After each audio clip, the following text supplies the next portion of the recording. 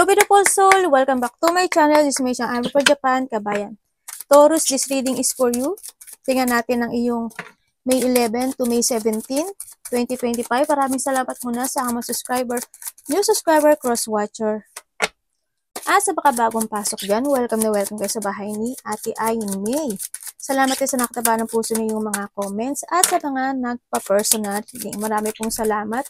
Kung gusto nyo na energy nyo lang talaga, ang gusto makuha natin, all the details para sa personal reading ay nasa ibaba ng video na ito. This is a general reading, hindi mo to personal reading. Kunin mo lang ang sayo at itapon ang hindi sayo. Ang dami mong card. Nangyayari or mangyayari pa lang. Use your own intuition. Lawakan natin ang ating isipan. Ang dami yung energy sa mundong ito. Kaya, kunin mo lang yung nakaresonate sa'yo. Gawin nyo ulit ang guide dahil kayo pa rin ang makapagpapabago ng inyong pamumuhay. Yung mga sitwasyon na nahahatak ka pa ng nakaraan. No? Yung nakikita ko sa'yo. Pero, may mga sitwasyon naman na naiintindihan mo. Kahit pa paano. Okay. Pero tayong Libra, Capricorn, Virgo, Aries, Cancer. Okay, sa nakita ko sa'yo dito, siguro handito yung sitwasyon na nagkakaroon ka ng feeling emotions or a reflection from the past situation. Maaring this is related sa anak mo, sa karelasyon mo, sa finances mo, sa kaperahan mo, ganyan. You need to protect your finances. You need to protect yourself, no? Kasi may nakikita rin ako dito ng mga tao na maaring galit sa'yo, di ka nila gusto. And also, andito rin yung sitwasyon na mag-ingat kayo. Kasi, may nakikita ako na pagnanakaw or maaring may mawala. Maari din na malaglagan ka ng mga gamit. Mahulugan ka kung ano mga importante sa'yo o kaya manakawan ka. No, may pagnanakaw. Hindi naman siguro kayo lahat. General tayo eh. Medyo may stress situation ako nakikita sa'yo. Yan, may mga stress, may mga sitwasyon na pipintasan ka o makakarinig ka ng kapintasan or pipintasan mo. Yun ang nakikita ko dito. May mga sitwasyon na maaaring makaramdam ka ng masamang pakiramdam. Maaaring there's a illness or ikaw or malapit sa'yo. Ganyan. Maaaring may mga sakit or may taong may sakit. O ikaw may sakit. Kaya kailangan protektahan yung sarili mo. Magkakaroon ng mga debate or conflict, malaki man o maliit yan, sa iba sa inyo, may mga tao na mga abuso sa'yo o may pang-aabuso o vice versa tayo. Ako nakikita dito. And also, there's a pain o may mga painful situation. Hope hindi this week. Hope tapos na yon. Sana walang mangyaring painful situation sa'yo or sana kung magkakaroon ng painful situation, siguro it comes sa mga activity na gagawin mo sa trabaho mo o kaya physical, ganyan. Sana hindi. Pero medyo I hope tapos na yun na. I hope. Ayoko sabihin na mangyari yun sa inyo. Siyempre, mag-cross finger na lang kayo para hindi maganap yun. Mag-ingat na lang kayo. Diba? And then also, sa iba sa inyo, siguro handito kayo sa mas feel relax ka siguro this week na nasa bahay ka lang or nagkaroon ng resting time o holiday o kaya is nagtatrabaho ka sa loob ng bahay o ang trabaho mo is own business o kaya sa bahay. O hindi yung sitwasyon na kailangan mo rin maging private or kailangan mo rin na magkaroon ng boundary sa sarili mo para hindi ka nila maapi or hindi ka nila laitin or you have a boundary. Ganyan, sa iba sa inyo. May konting delay sa ibang aspeto ng buhay mo. Hindi ko alam in what way, pero there's a challenge coming sa buhay mo this week. No? And you need to commit to understand yung mga bagay o sitwasyon na nagaganap o nangyayari sa buhay mo. Kailangan mo rin protektahan yung sarili mo, yung finances mo. Iba dito parang you are a boss, a leader, or something may paglileader. Parang sa trabaho mo, leader ka. Maaring kung may business ka, boss ka, ganyan. Yung mga sitwasyon na magiging malakas ang loob mo or malakas talaga yung loob mo. Hindi nakikita ko. Tingnan natin. Pero may communication ako dito. Iba dito, siguro there's a communication na ka marireceive when it comes to your family. Sa iba sa inyo. Or you're protecting something. No? Maaring pamilya mo or maaring karelasyon mo. Tingnan natin na yung energy. May nag-retire. No? Yung sabihin, maaring a part of the family, ikaw is magre-retire or may retirement ako nakita. Maaring nag-retire ka na when it comes to love at ayaw mo na ng love, mga ganyan. Diba?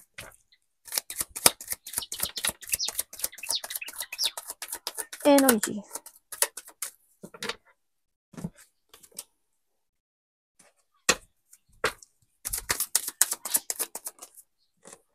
Iba dito, dalawa person nyo. Okay, energy mo.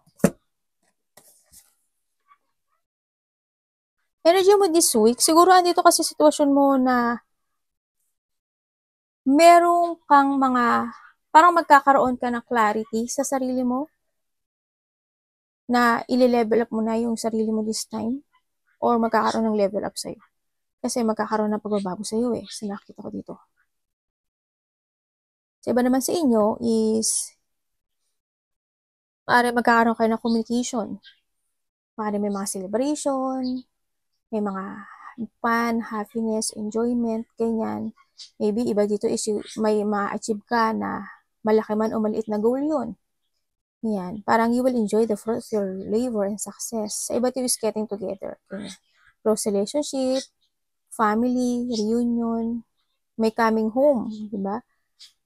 Maaring uuwi ka ng Pilipinas or may galing ibang probinsya, ibang baryo, ganyan sa nakita ko dito.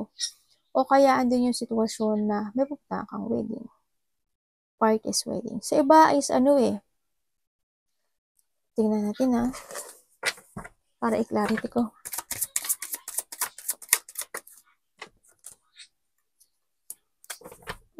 Ano yan?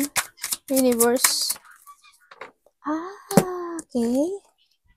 This week, ang nakikita ko sa'yo, travel ka.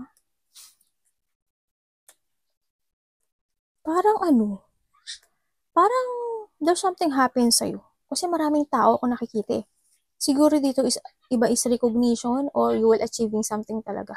Ako nakikita dito. This week, ang nakikita ko sa'yo, may mga didesisyonan ka raw this week. Siguro andito na yung pagdidesisyon sa buhay mo na kung sino yung ile-let go mo o sino yung i-withdraw mo into your life or maybe you walk away with something o lalayo ka sa kanila or alam mo kung sino yung tao na compatible sa'yo Yun ang nakikita ko sa'yo. Iba dito siguro iba dito is pagkalito. Maaring malilito kayo sa mga gusto nyo actionan, desisyonan this time. Also disappointment, no? May disappointment ako na nakita. Sana hindi kayo lahat. May disappointment ako nakikita. Maaring ito is kasamaan mo sa trabaho, tao na nakapagbibigay sa'yo ng lakas, ganyan, karelasyon. Yan, magkakaroon ng lungkot, sadness, and lungkot. Sana hindi kayo lahat. Pero nakita sa'yo strong personality. Bakit kaya may tao ko dito nakikita na may tao na there's a hidden motive or hidden agenda sa'yo dito? Sana hindi ka ito. Sana hindi ikaw ito Yun nakikita ko. Meron siyang hindi magandang thinking when it comes sa'yo. Maaaring itong tao to is in a distance or yun tulad na sabi ko sa'yo, nasa ibang bansa, ibang baryo, ibang lugar. Or maaaring past relationship sa iba. Parang may hidden motive siya.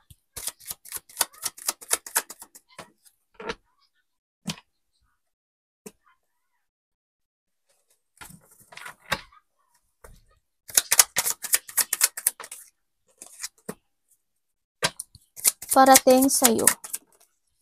Uy. Parating sa'yo, iba sa inyo may travel talaga ako nakikita sa'yo. may departure, kumbaga. Siguro may mga pagkikita, no? May makikita ng kapamilya, karelasyon, malapit sa puso mo o malapit sa'yo. Yan, may union. Ako nakikita. Maaring with the 6 days, 6 weeks by June, or 6 months. Ganyan. Nangyari na o mangyari pa lang. Maaring by June o kaya 6, ano mga yun? May, June, July, August, September, October, November, ganyan. O kaya by June, o kaya 6 weeks, 6 days. Yan nakikita ko. May mga union, may mga getting together. Or you will give love with someone. So nakikita ko dito. May communication. Then ako na nakita dito sa karelasyon mo, pamilya mo, ganyan, tao na nasa in a distance, o kaya, ano to? Di ba nakalimutan ko daw? O may communication, o maaaring makaka-receive ka. O maaaring makaka-receive ka ng text message or communication sa mga kasama mo sa trabaho, pamilya mo, karelasyon mo, ganyan. Yan nakikita ko sa'yo, yung parating sa'yo. Or ikaw ang pupunta or sila ang makapag-communicate kanya. Or by text lang. Ano dapat iwasan? May 3 of Swords ka. Bakit po?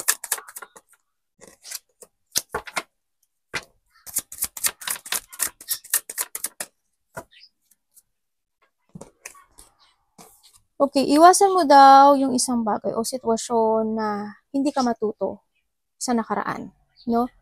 Or situation na feeling mo nag-iisa ka, feeling mo walang nakakaintindi sa'yo, feeling mo lahat ng naging karelasyon mo ay hindi nag-match sa'yo.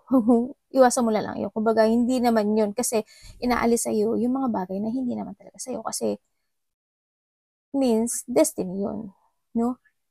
Iwasan mo din na ma-uncontrol ka ng situation or ma-lack of direction ka o kaya yung magkaroon ka ng puot, iwasan mo mga conflict or magkaroon ka ng struggle or distraction into your life or ma-stagnant ka sa buhay mo, no? Iwasan mo yung mapanghinaan ng loob o hindi ka maging aware sa mga aaksyonan mo, sa mga bagay na binibigyan mo ng effort, hard work, ganyan. No? Tandaan mo, you are the authority of your life. Ikaw ang magpapatakbo ng buhay mo. Walang ibang tao ang pwede magpatakbo ng buhay mo. No? Iwasan mo din yung on and off ang action mo. Iwasan mo din na hindi ka magtala sa intuition mo. Iwasan mo na you're not doing your fashion. Take it action. Ibig sabihin, iwasan mo yung maghintay ka lang na maganap o mangyari ang mga bagay-bagay o sitwasyon na parang bibigyan ka lang ng miracle na wala ka namang ginagawa. Walang ganun ka-miracle sa buhay o sa mundo. As long as hindi ka nag-action, no? You need to take it action at kailangan mo ingatan din yung pera mo. Kasi pwede kang mabigo sa pera. Pwede kang magkaroon. Kasi handun yung sitwasyon na may problema na kayo sa pera, syempre, madadagdagan pa. Diba? Ang hirap naman doon. Diba? Yun. Iwasan mo yung yung madagdagan pa yung mga problema mo sa buhay mo. Tingnan natin ang love. Love is sa lahat. Sarili, karelasyon, magulang, anak, kaibigan, kasama sa trabaho.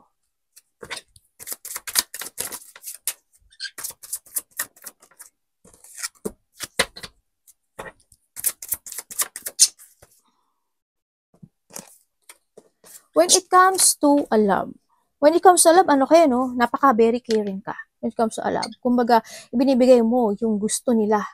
Binibigay mo talaga yung hiling nila. Ganyan. Mapasaya mo lang sila. No? Pero ang always naman na nangyayari, at the end, pagkakaibigan lang pala ang turing niya sa'yo. Or vice versa tayo, Kumbaga, handle lang din siya because sa mga offering mo, dahil sa mga sitwasyon na iniintindi mo siya, sa mga sitwasyon na ibinibigay mo yung full of support and love mo sa kanila, go to the flow sila sa'yo. Pero hindi nila na ibibigay sa'yo talaga yung totoong pagmamahal na gusto mo. na tulad ng ibinibigay mo. Hindi nila kaya yun. Hanggang pagkakaibigan lang ang kalalabasan mo at the end. Sa nakita ko dito. Friend lang ang turing nila sa'yo. A friend na who can love and support sa kanila. Ganun. Sa nakikita ko dito. And then, siguro iba sa iyo, 3 times, 2 times na kayo nabibigo or kumbaga yung mga serious, ganyan. O hindi iba dito. Wag nyo naman gawing pangatlo or pang-apat sa iba, no? Wag naman sana ganun. Tsaka, kasi sa nakita ko dito, ano eh. Iba dito, if you are single, yung iba if you are a single, nakikita ko dito na mas nag-e-enjoy ka ngayon this time kasama ang mga kaibigan mo. Yun ang nakita ko. Kasi mas nag-enjoy ka for being a single. Kung kayo is in a relationship, siguro andun na lang yung sitwasyon na go to the flow kayo sa in the relationship. Andun na lang yung sitwasyon nyo na mahal nyo yung isa't isa, pero hindi dahil sa siguro lovers and friends, parang ganun. Pero kasi siguro, hindi naman caring. Ayoko naman kayo ma-disappointment. Pero ang nakita ko dito, siguro sometimes nagkakaroon kayo ng rejection. Diba? Diba dito single eh. Tingnan natin ang iyong money this week. Kamusta po ang money ni Taurus this week?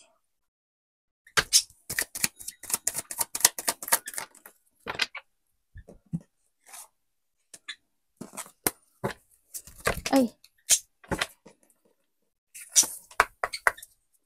Ano pong ibig yung sabihin niyo?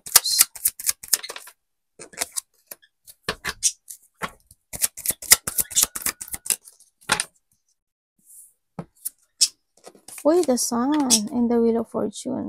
Ay, nagagi. Okay.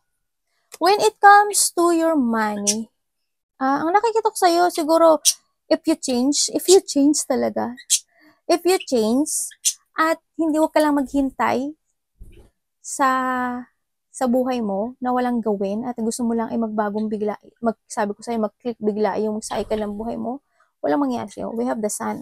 Ibig sabihin, may mga bagay o sitwasyon na kailangan mong i-withdraw. May mga sitwasyon na kailangan mong i-let go. May mga sitwasyon na kailangan mong i-change. Lalo na yung inyong perspective in life or pananaw sa kinabukasan this time. And also, when it comes to your money, medyo hang ang nakikita dito, Medyo hang siya. May mga bagay o sitwasyon na kailangan mo daw gawin dito. Siguro, you need to sacrifice para magkaroon si sun or magkaroon ng recovery. Ganyan, sa nakita ko dito. Or handun yung sitwasyon na magkaroon ka ng mga bagong strategy, mga bagong plano. Ganyan. Kasi you have a wisdom naman may wisdom ka. May mga bagay o sitwasyon lang talaga na kailangan mo nang baguhin. Kailangan mo nang i-withdraw or kailangan mo nang i-let go. Or you need to walk away with something into your life para magkaroon ng successful. Tingnan natin. May mga bagay o sitwasyon na kailangan mo na umpisahang muli at tapusin. Ano ang pwede ko malaman kaya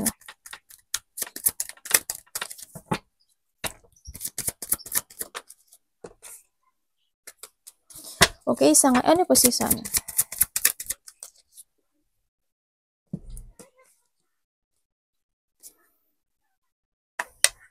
Okay. May mga celebration,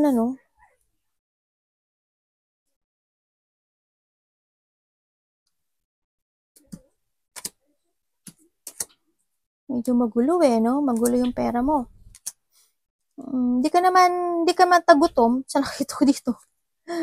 Siguro, dito kasi sitwasyon mo na, siguro the past or ngayon is maaring mga gusto kong bilhin o may mga pinapangarap ka, sa nakita ko dito. May mga sitwasyon na pinagtitimpian mo this time when it comes to a money. Sa nakita ko dito. Siguro within the 3 months, after 3 months, 3 weeks, iba sa inyo, siguro this a month sa iba, magkakaroon ng konting recovery sa'yo when it comes to your money. Ngayon, magtiis ka lang daw muna. Magtimpi ka lang daw muna, sa mga bagay o sitwasyon. Kailangan mo lang daw muna ng paglabanan ito. Yun. Pilitin mong alalahanin yung mga nakaraan. Kailangan kasi is up to you to make it happen Pero ang sinasabi dito is, may mga bagay o sitwasyon ka talaga na Dapat mo nang i-let go. Yun ang sinasabi dito. May dapat kang baguhin. So, magkakaroon ka ng recovery after May, June, July, August. By August, maaaring September, magiging okay ka na. Kahit pa paano, medyo nakakahinga ka na o makakaahon ka na. Siguro, sa AIDA na yun, sa pagitan na yun, siguro, may mga pagkakagastusan ka. Kaya ganun ang nakita ko. Any opportunity. Or may mga binabayaran ka.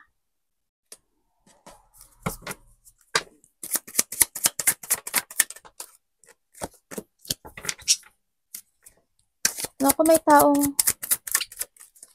daw makipag-communicate sa'yo.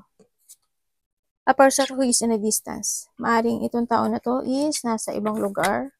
O may pag-uusapan kayo. Maaring mahihingin sa sa'yo, tulong, regalo, pera. Pag may pag-uusapan kayo about money.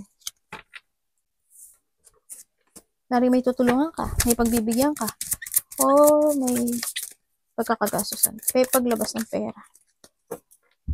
Sama naman ito. Ay. Bakit ka depressed? Parang you're in a dark place situation, ano? Sana hindi kayo lahat. May tao, may disloyal person ako nakikita dito. Mag-ingat ka ha, mag-trust ka sa intuition mo. Hindi ka nagtatrust sa intuition mo, pero may tao dito na hindi totoo sa'yo. Disloyal siya. There's maaaring may tao rin na insecure. There's a negativity, ako nakita nito. Yun. Also, opportunity, siguro may tao ka na makikilala, bagong tao. No? Hindi ko pa nakikita yung feelings, pero may bagong tao na maaring makipag-communicate sa'yo. Maaring in a distance kayo, kasi hindi ko pa nakita yung feelings, ganyan, maaring by internet or nasa distansya kayo, baka magkaiba kayo ng pinagtatrabahuhan, ganyan. Or wala pa yung love kasi na nakita ko dito. Ganyan. Also,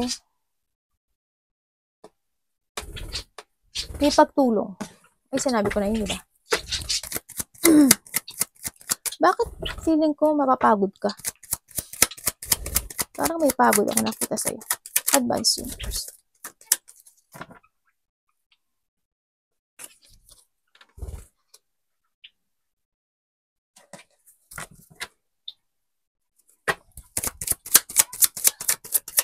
Ano pwede ko naman ito, universe?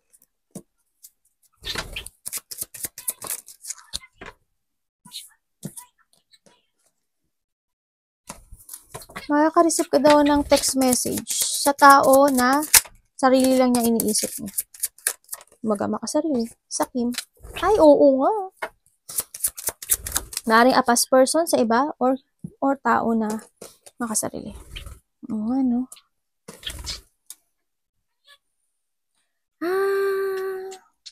May tao dito na masama yung pakay sa'yo.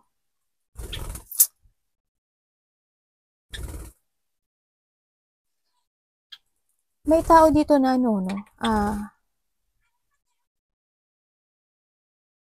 bakit may tao na may pagkasakim? Dalawa yung tao mo. Maring isa pas, maring isa is nagkakaroon siya ng interest sa'yo. Tulad ng sinabi ko dito. Or ikaw to ha. Sa nakikita ko dito, may obsess, ano? Someone's obsessed. Ang nakikita ko sa kanyang obsessed when it comes to material things. Yun na nakikita ko. Siguro, if this is a relationship, siguro yung mga binibigay mo, yung mga tulong mo. Kasi sarili niya lang iniisip niya. Yun na nakikita ko sa kanya ha. Pero hindi naman siguro kayo lahat. Mag-trust ka lang sa intuition mo. Yun na nakita ko. Okay, advice. Mag-advise na tayo. You need to release yourself sa mga situation na hindi ka mag-growth. Yung nakakapagpa-hold back sa'yo to change to your best version, umiwas ka doon. You need to create and focus to structure or mag-focus ka sa mga manifestation mo, mag-focus ka sa sarili mo, mag-focus ka to create yourself in a new you or in a new beginning. mag-focus ka to reveal yung sarili mo. I-release mo yung sarili mo sa mga tao o sa mga bagay na kung there's an addiction, umalis ka doon. Halimbawa, wala kang addiction. Iba't ibang klase ng addiction.